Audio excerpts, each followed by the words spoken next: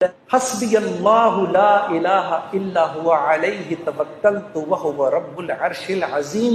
میرے دوستو، یہ وہ دعا ہے جو دن میں اگر کوئی 7 مرتبہ شروع میں اور 7 مرتبہ شام میں اس دعا کو پڑھ لے پورے دن کے لیے، اور یہ وہ واحد دعا ہے جس کے بارے میں اللہ کے نبی نے فرمایا یہ میرا کوئی امتی اگر دھیان کے بغیر بھی پڑھے گا اللہ سارا دن اس کے ساتھ ہو جائیں گے۔ نبی پاک صلی اللہ علیہ وسلم فرماتے ہیں، رب فرماتے ہیں کہ اگر میرا بندہ زمین بھر گناہ لے کے میری بارگاہ میں آئے، بھر دی اس نے زمین گناہ کر کر کے، لیکن وہ آئے اور استغفار کرے اور اس امید پر استغفار کرے کہ رب مجھے معاف کر دے گا، سچے دل سے توبہ کرے، تو حضور فرماتے ہیں رب اس بندے کو معاف فرما دیتا ہے۔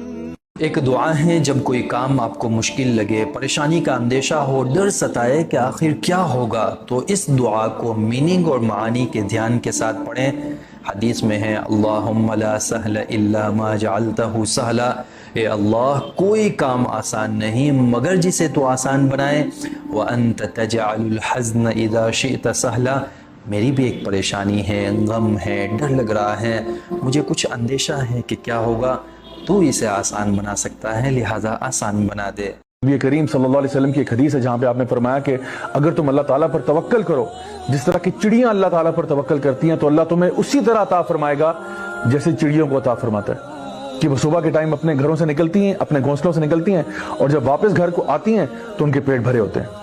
اب اس میں ایک بڑا امپورٹنٹ بات ہے، وہ یہ ہے کہ یہ نہیں کہا گیا کہ چڑیاں اپنے گھروں میں بیٹھی رہتی ہیں اور آسمان سے منو سلوا نازل ہو جاتا ہے، بلکہ چڑیاں حرکت کرتی ہیں، یعنی حرکت میں برکت ہے۔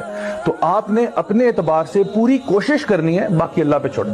حضور نے ہمیں اللہ کو منانے کے طریقے بھی بتلائے، فرمایا جب ماں باپ دعا مانگیں گے اولاد کے حق میں تو وہ مان جائے۔ حضور علیہ السلام نے فرمایا جب مسافر دعا مانگے گا تو اللہ مان جائے گا۔ فرمایا میرے رسول کریم نے جب بیمار دعا مانگے گا تو اللہ مان جائے گا۔ اور سید عالم علیہ السلام فرمانے لگے جب تمہارے ضعیف، کمزور، مجبور لوگ دعا مانگیں گے تو اللہ مان جائے گا۔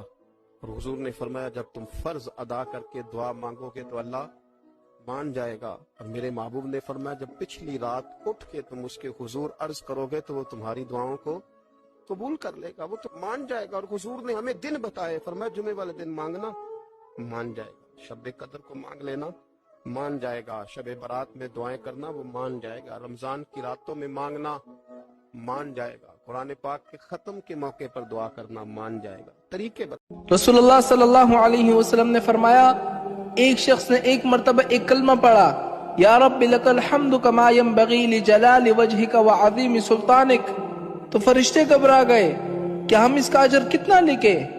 آخر فرشتوں کو سمجھ میں نہیں آیا، جا کر اللہ کے پاس گئے کہ اللہ آپ کے ایک بندے نے یہ کلمات کہے ہیں، ہمیں سمجھ نہیں آ رہی، ہم اس کو کس طرح لکھے، اس کو کتنا اجر دے۔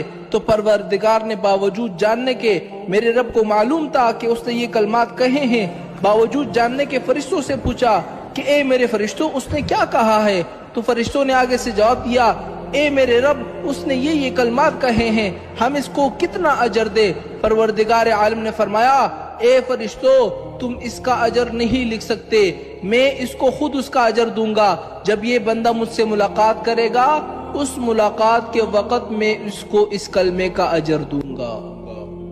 فرمایا جو آدمی سبحان اللہ کہتا ہے اسے 30 نیکیاں ملتی ہیں، اور جو تسبیح فاطمہ ہی پڑھ لے، تسبیح فاطمہ یعنی 33 بار سبحان اللہ، 33 بار الحمدللہ، 34 بار اللہ اکبر، جو شخص یہ پڑھ لے اس کے گناہ سمندر کی جھاگ کے برابر بھی ہوں۔ سمندر کی جھاگ کون ماپے گا کہ سمندر کہاں سے چلا اور کہاں پہنچا؟ تو فرمایا سمندر کی جھاگ کے برابر بھی اگر اس کے گناہ ہوں گے، اتنا بڑا پاپی بھی ہو، تو یہ اللہ کا ذکر کرنے کی برکت سے، تسبیح فاطمہ پڑھنے کی برکت سے اللہ اس کے گناہوں کو معاف فرما دے۔ یہ پاک صلی اللہ علیہ وسلم نے فرمایا جس نے استغفار کو لازم پکڑ لیا، جس نے اپنے اوپر لاگو کر لیا کہ مجھے اب استغفار کرنا ہے، اللہ تبارک و تعالی اس کو 3 نعمتیں عطا فرمائے گا۔ یا رسول اللہ صلی اللہ علیہ وسلم کون سی؟ تو حضور نے فرمایا اللہ ہر فکر سے کشادگی پیدا کر دے گا، اس کی جو بہت ساری فکریں ہوں گی، سوچیں ہوں گی، ان سوچوں کو کھول دے گا، اس کے لیے آسانیاں پیدا کر دے گا۔ اس کا یہ معنی بھی کریں کہ اللہ ایسے رستے بنائے گا، ایسے رستے اسے سجھائے گا، اس کے ذہن میں ایسی چیزیں لائے گا جسے اس مشکل سے نکلنے کے لیے اس کے لیے راستہ بن جائے گا۔ اور پھر نبی پاک صلی اللہ تعالی علیہ وآلہ وسلم نے ارشاد فرمایا کہ اللہ تعالیٰ اس کے لیے ہر تنگی سے نکلنے کی راہ پیدا کر دے گا۔ اور تیسرا میرے پیارے حبیب علیہ السلام نے فرمایا رب وہاں سے رزق دے گا کہ کبھی اس نے سوچا۔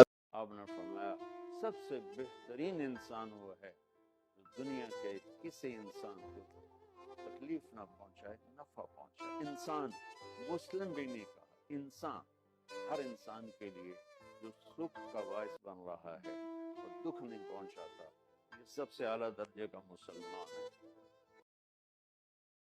میرے نبی پاک صلی اللہ تعالی علیہ وآلہ وسلم نے بڑی خوبصورتی کے ساتھ ہمیں یہ مسئلہ سمجھایا ہے۔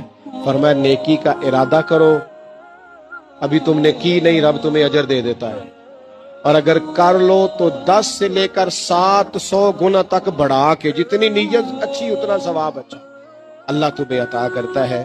زیادہ مسائل بڑھتے جا رہے ہیں غریبوں کے لیے، آزمائش زیادہ ہو گئی، بالخصوص 2 جگہ پہ زیادہ مسئلہ ہے بالخصوص۔ ایک وہ گھر جن میں دوائی آتی ہے، کھانا کے معاملے تو اپنی جگہ رہ گئے، جہاں 1 2 3 مریض رہتے ہیں وہاں آزمائش بڑی بڑھ گئی ہے۔ اور دوسرا جس گھر میں کچھ بچے تعلیم حاصل کرتے ہیں، میرے نبی پاک علیہ السلام نے فرمایا یہ مخلوق اللہ کا کنبہ ہے، جو رب کی مخلوق سے محبت کرتا ہے رب اس سے محبت فرمایا۔ نبی پاک صلی اللہ علیہ وسلم نے فرمایا 3 مرتبہ صبح 3 مرتبہ شام اعوذ باللہ السمیع العلیم 3 دفعہ یہ پڑھو، اور 1 دفعہ سورۃ حشر کی آخری 3 آیات۔ نبی پاک نے فرمایا جس نے 3 مرتبہ اعوذ باللہ پڑھی اور 1 بار سورۃ حشر کی آخری 3 آیتیں پڑھی، 1 دفعہ صبح پڑھے 1 دفعہ شام پڑھے، نبی کریم علیہ السلام فرماتے ہیں اگر صبح پڑھے گا تو 70,000 فرشتے شام تک، اور اگر شام کو پڑھے گا تو 70,000 فرشتے صبح تک پڑھنے والے بندے کی مغفرت کی دعا مانگتے رہے۔ کسی نے کہا حضور تنگ دستی کس بندے پر آتی ہے؟ چلتے چلتے کاروبار ٹھنڈے ہو جاتے ہیں، بہت زیادہ مال ہوتا ہے، پھر انسان محتاجی میں آ جاتا ہے، محتاجی کس پر آتی ہے؟ تو حضور غوث اعظم فرمانے لگے جس کو تنہا کھانے کی عادت پڑے وہ محتاج ہوتا ہے، اور جو بانٹ کر کھاتا رہے اللہ تعالیٰ اس کے رزق میں وسعت پیدا فرما دیتا۔ اللہ کے نبی نے فرمایا جو شخص یہ دعا پڑھ لے کسی کو دیکھ کے، جو شخص مصیبت میں ہے، پریشانی میں ہے، کسی بھی مشکل حالات میں ہے، تو اللہ سبحانہ و تعالیٰ دعا پڑھنے والے کو اس مصیبت پریشانی سے ہمیشہ ہمیشہ کے لیے بچا لیں گے۔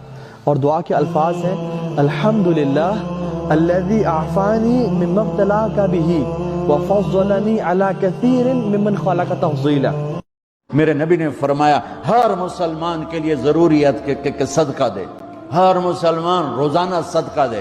تو صحابہ نے کہا یا رسول اللہ پیسے نہ ہوں تو آپ کہتے چلو کوئی بات نہیں، کہا نہیں سنو، آپ نے کہا بازار میں جا کے مزدوری کرے اور مزدوری کی قیمت وصول کر کے صدقہ کرے۔ صدقہ اتنا ضروری ہے، بلاؤں کو ٹال دیتا ہے، مصیبتوں کو ٹال دیتا ہے۔ میرے نبی نے فرمایا جب آدمی سجدہ کرتا ہے تو اللہ کے قدموں میں سر رکھتا ہے۔ تو میں سب سے یہ جھولی پھیلا کے کہتا ہوں کبھی چھوٹ جائے قضائی دو، کبھی چھوٹ جائے قضائی دو، کبھی چھوٹ جائے قضائی دو، لیکن نماز چھوڑو نہیں، چھوڑو نہیں، چھوڑو نہیں۔ میرے نبی کے دنیا سے جاتے ہوئے آخری الفاظ تھے الصلاۃ الصلاۃ الصلاۃ، میری امت نماز نہ چھوڑنا، نماز نہ چھوڑنا، نماز نہ چھوڑنا۔